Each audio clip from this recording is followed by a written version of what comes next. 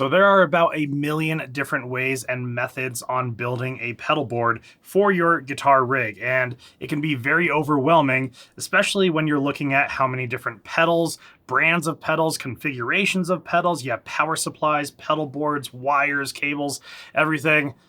So just stop, breathe. No worries, I'm gonna help you out because today we are gonna talk about building a pedal board. And the truth is, I just have a ton of guitar pedals just lying around with no home. And I thought I would build my own pedal board along with you guys. And if you guys are new to building a pedal board, hopefully this helps you out. Or also, if you have your own pedal board, maybe it gives you a few tips and tricks for you to try. So first things first, let's decide what kind of pedal board do you want to be building today? Do you want to build a pedal board that will complement an amplifier that you already have? Let's say that you have a tube amplifier head and you absolutely love that amp, but you want to enhance the sound of it. Well, I would say you probably want a boost pedal in front of it, along with maybe a noise gate pedal. And then in the effects loop, you're probably gonna want a delay echo or a reverb echo to give you some space and smooth out some of those guitar solos. Or do you want an all-in-one guitar rig pedal board where everything is literally right here in front of you?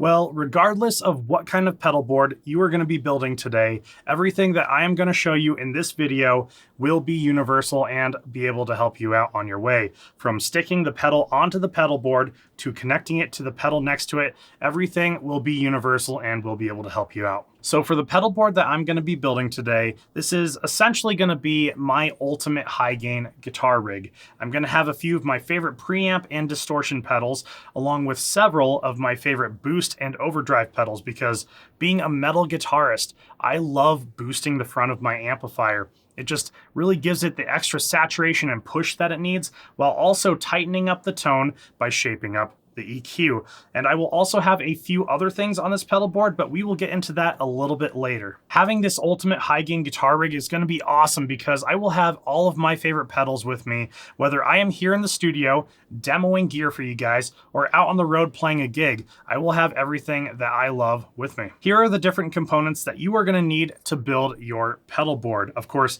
a pedal board and some guitar pedals are needed. I know.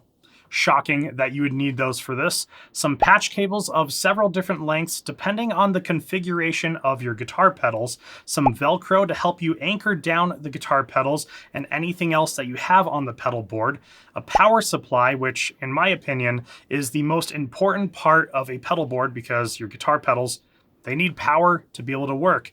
You will also need scissors and some zip ties as well, especially for the cable management underneath the pedal board because it gets messy down there. As far as pedal boards go, there are a lot of different options for you to choose from. Some pedal boards come with all of the bells and whistles and power supplies built into the unit, and then some pedal boards are a lot more simple. For the pedal board that I'm going to be using today, this is the GPB03 from a brand called Guitto, and this one is quite a bit more simple, but what I really like about this certain pedal board is that it has these different rails built into it, and what you can do is you can take your guitar pedal and you can just place it right here and then use these blocks to run along these rails, and you screw them in and it literally holds your pedal in place.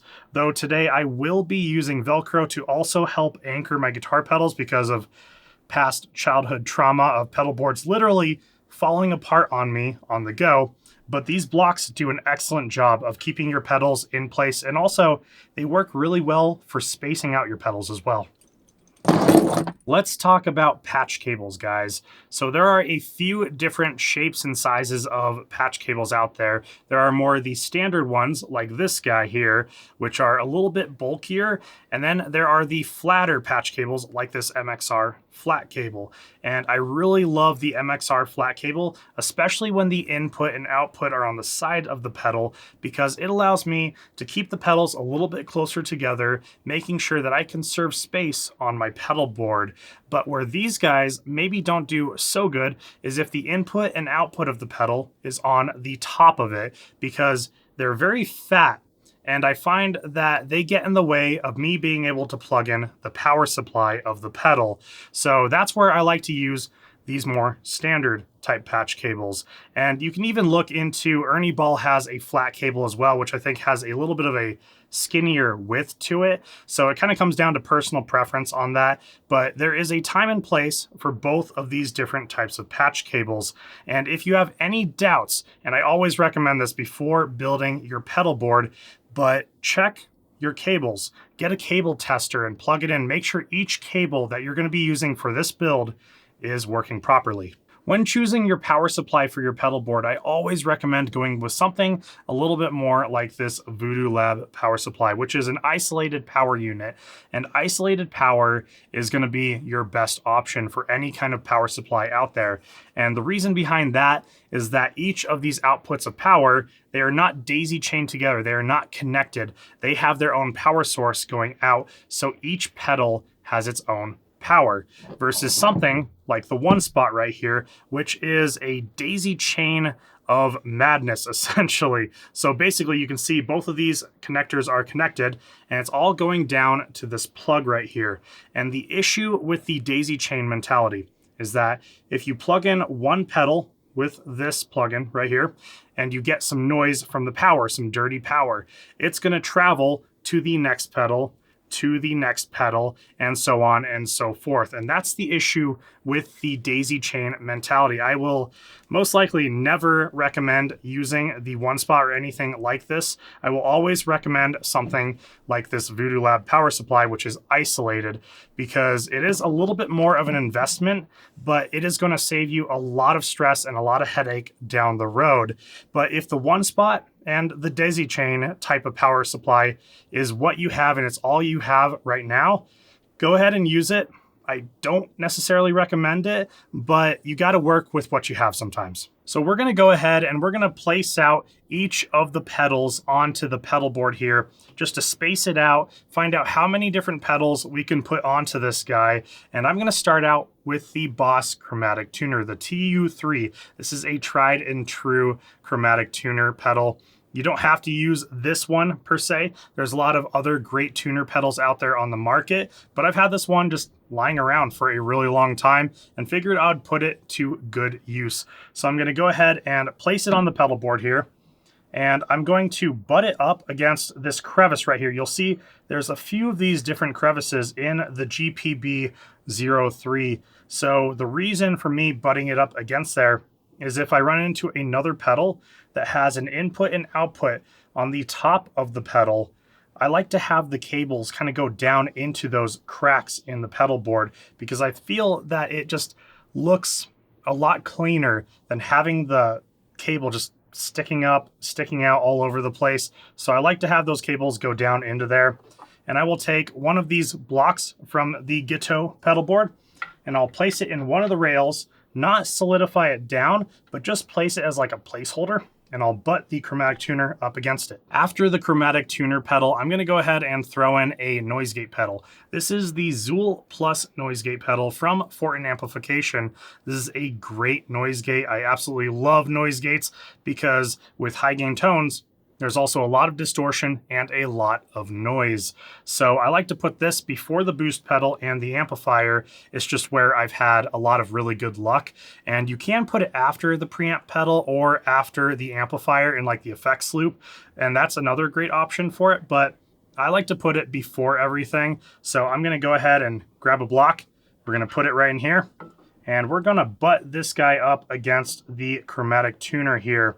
And you'll see on the Zuul Plus noise gate, the input and output are on the top of the pedal. So this is what I mean with the cables going in it.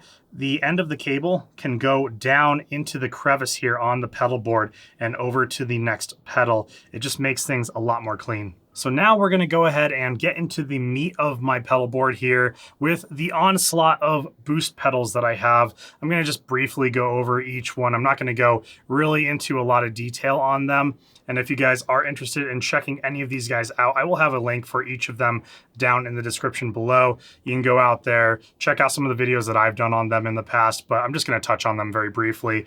But this is the Fortin TS808. This is the next one that we're going to put on here. This is a very high output boost pedal. It is crazy. So if you ever get it, just beware, it's very high output. Then we're gonna go ahead and put in the TS808 from Ibanez. This was the first boost pedal that I ever discovered, and it has stayed a favorite of mine for a very, very long time. And then we're gonna go ahead and move on to the Tempest Overdrive that I have here from Fortin Amplification. I have a few Fortin pedals here on the pedal board, but it is a collaboration between Fortin and the guys and Architects.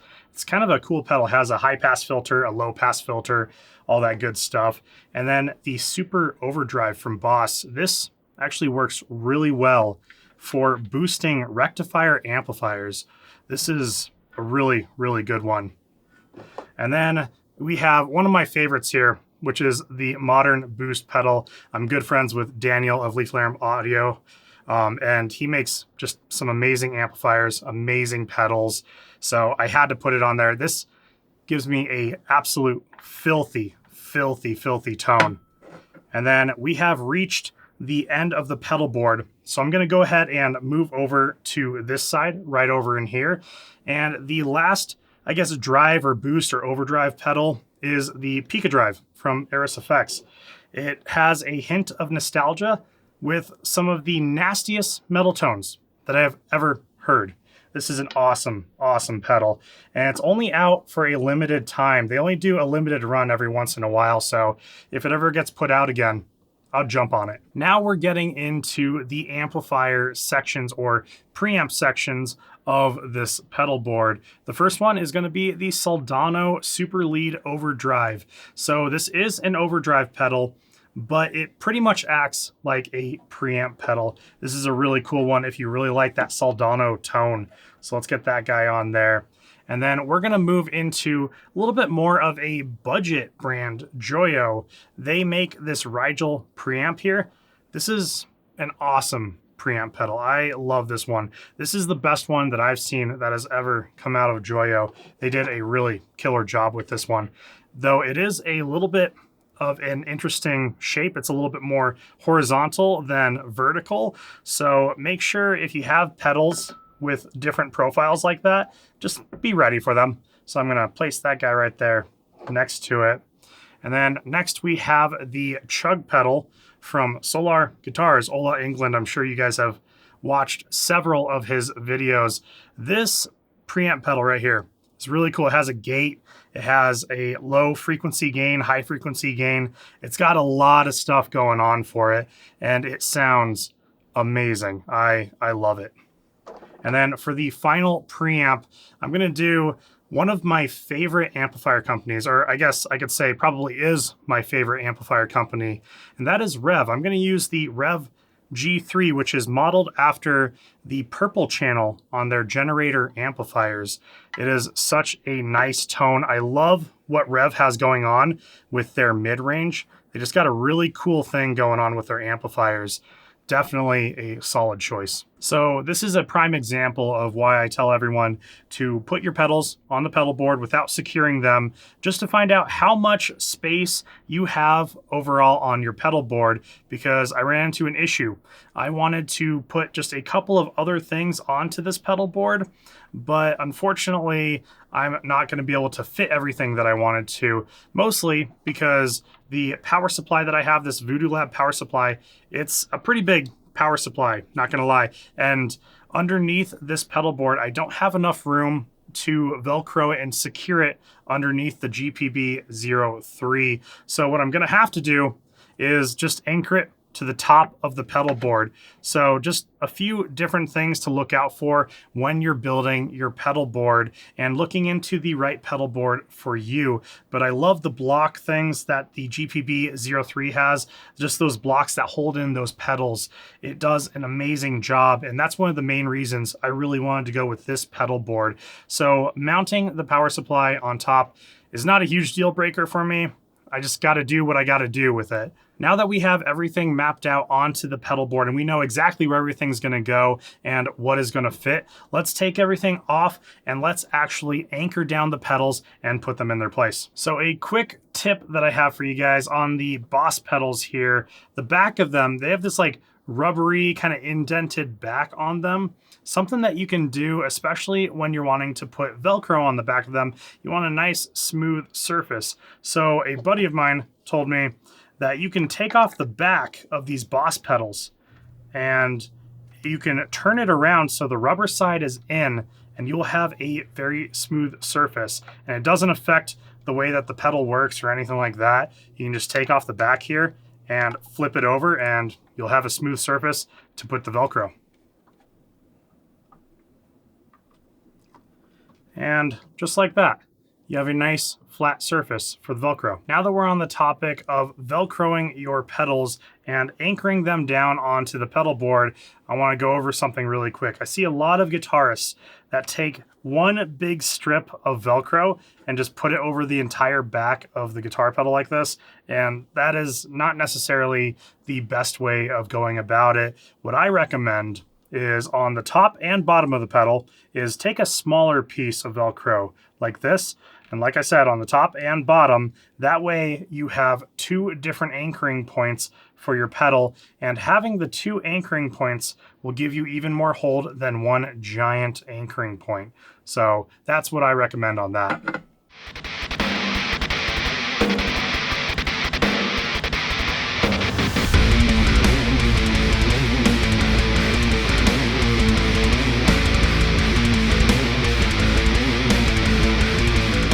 Now that we're at a point where I'm about to put down the second pedal on this pedal board, there's something that I want to let you guys know, and that is when you place it down, if you have as small of a space as I have for the cables, I always recommend plugging in the cables to both of the pedals first before securely fastening down the second one, because you will not be able to get the pedal into this small space right here. So I'm going to go ahead and plug into the output here, and then also plug into the input on the noise gate. And I'm also going to push the cable down into that crevice that I was telling you guys about. And we're going to stick it down right around there. And just push. Perfect. Looks good.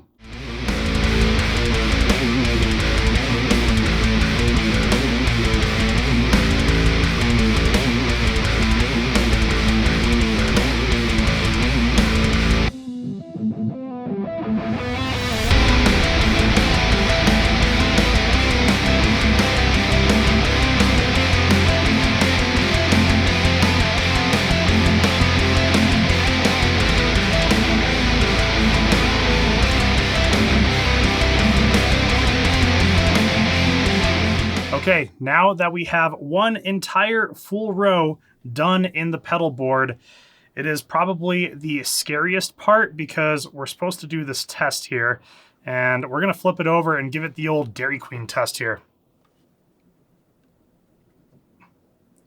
No, seems solid. I'll tell you what, that is definitely the scariest part of building a pedal board, but I'm just happy that everything is holding really, really well. And now that we finished up this row right here, we're gonna have to go all the way back over to the right-hand side where the Pica drive is gonna be. So I'm gonna have to use a much longer patch cable just to kind of feed through the bottom over here over to the Pica drive. So let's go ahead and start working on the other row.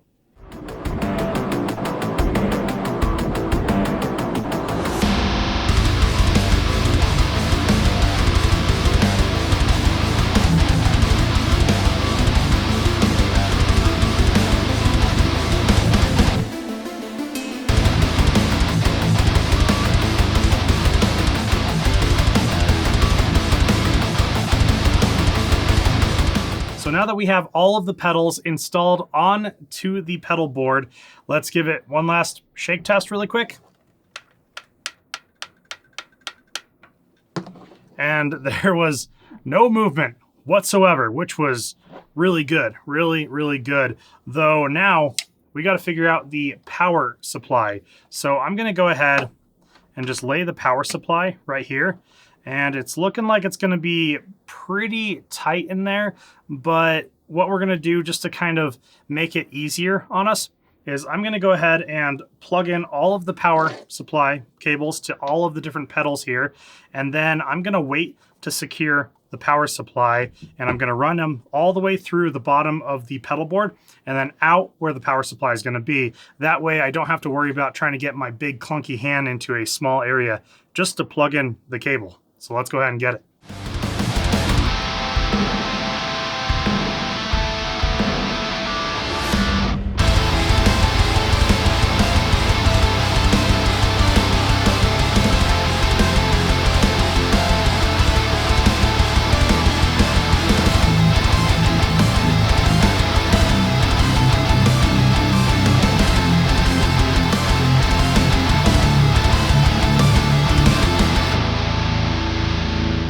Now that we have each of the pedals plugged into their specific power supply cable, now we can take the power supply and I'm gonna plug in each individual pedal, and then I'm gonna kind of push their cable back through the crevice that I brought them out of.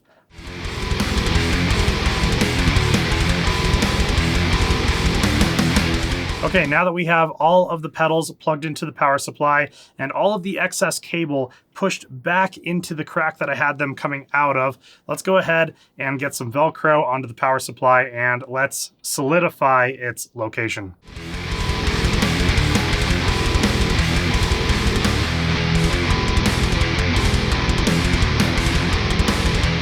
And let's give it one more shake test.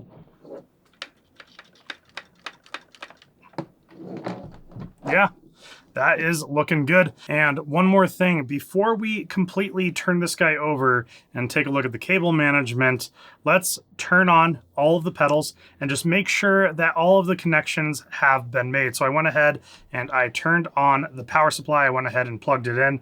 So let's turn on each of the pedals. I'm gonna plug this patch cable just into the tuner, just because the tuner won't work without two different cables in there. So, yep, looks good. Good, good, perfect.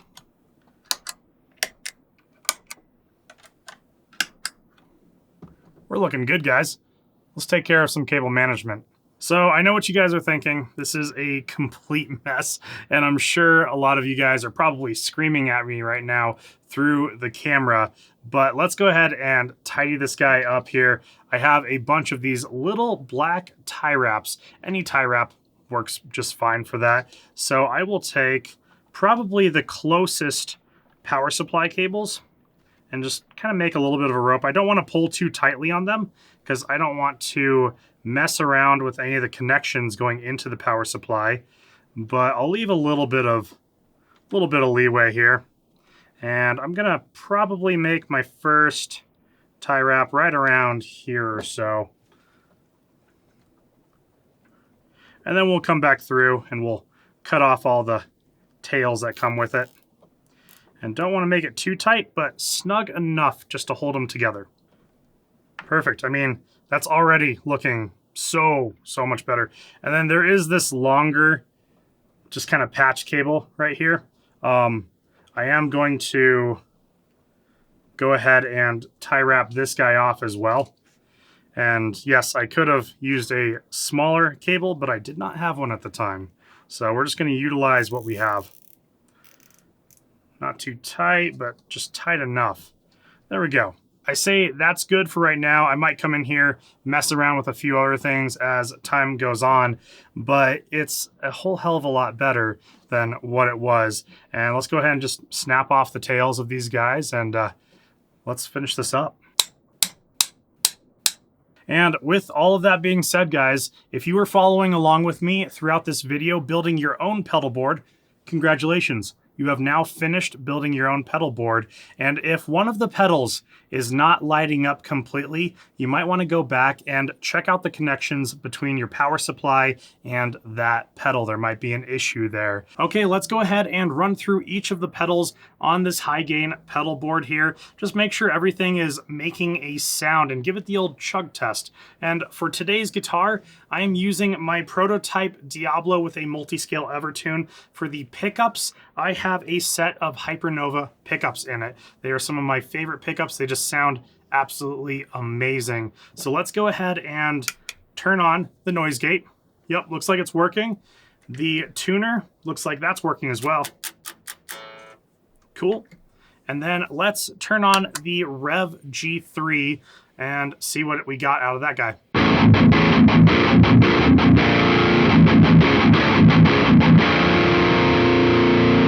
Cool. Yeah, I'd say it's working. And then let's run through the different boost pedals on here. Let's start with the Pika Drive.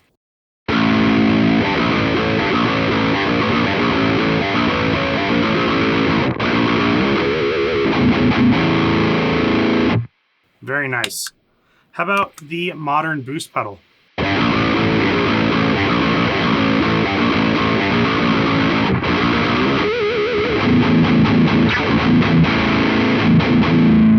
Yeah, get some really nice nasty tones out of that one.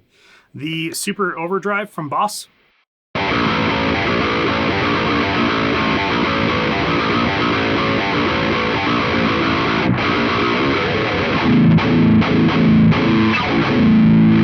Actually, surprisingly, goes very well with the Revv G3. That one actually sounds really, really good. How about the Tempest Overdrive?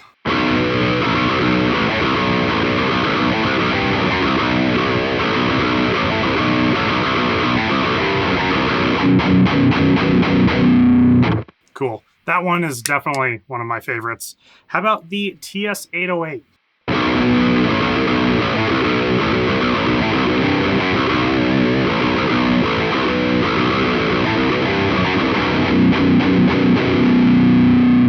Always a tried and true choice.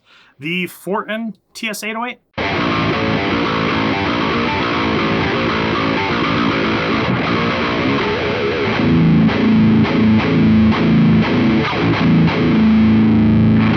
Yeah, that is definitely a filthy boost pedal right there. It is definitely a high output one for sure. So if you do get it, be careful. Let's go ahead and check out some of the preamp pedals. So I'm gonna turn off the G3.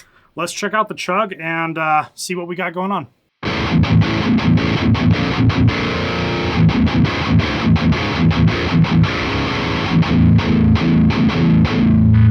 Cool. I'll go ahead and engage the Tempest Overdrive on that.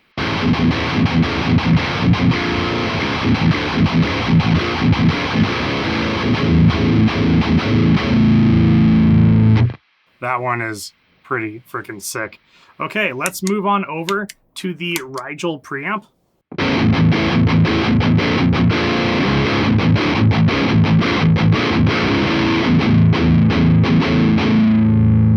And I'll just keep on the Tempest Overdrive.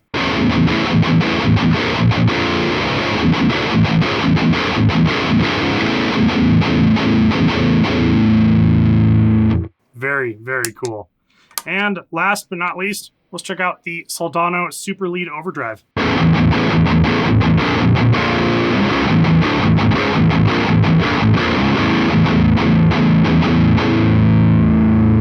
Cool. And then Tempest Overdrive.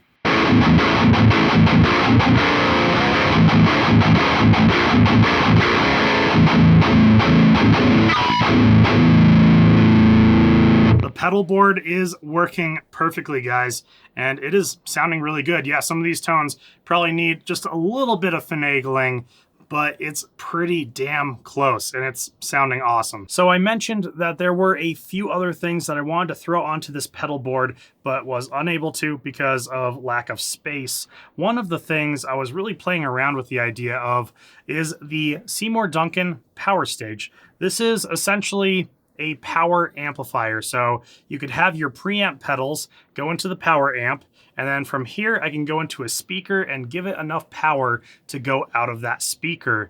And then there's also a built-in EQ, there's a built-in cab simulator. You can even go front of house if you don't want to have a speaker cabinet. This is a really, really cool unit, and it comes in a bunch of different shapes and sizes. This one is a little bit clunky, so I was hesitant to put this on my board, but I ended up not being able to fit it anyways, so that works. I can put this in a rack if I want, if I'm playing a gig or whatever. But yeah, Seymour Duncan Powerstage. Two other things that I really wanted to see if I could put onto my pedal board, but unfortunately was unable to, is the Verb from Joyo. This is a reverb pedal with 9 different reverbs built into it, so you have a lot to choose from in this pedal. And then also the MXR carbon copy analog delay. Both of these are great echo pedals, and if you are in the market for these guys, I highly, highly recommend them. I really hope this video was able to help anyone out that is building their first pedal board or looking to build another pedal board and looking for tips and tricks. I will have a link for literally everything that I talked about in today's video down in the description below. If you have any questions or want to share your pedal board configuration, let me know down in the comments below. And with that being said, if you are enjoying my videos in any way, shape, or form, please consider hitting that subscribe button and that like button because it helps me out a ton here on the channel. And with that being said, my name is Chris with High Impact Audio, and I will see you guys next time.